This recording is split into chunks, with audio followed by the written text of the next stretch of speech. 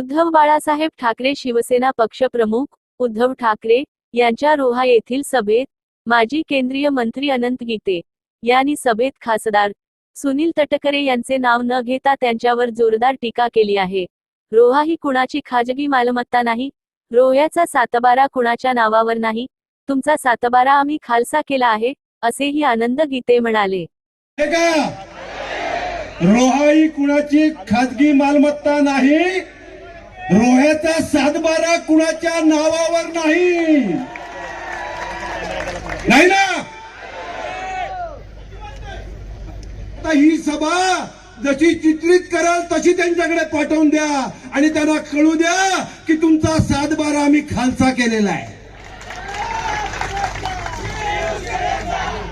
साहेब आपला गड आहे, जसा रायगड आहे तसा आपला गड आहे।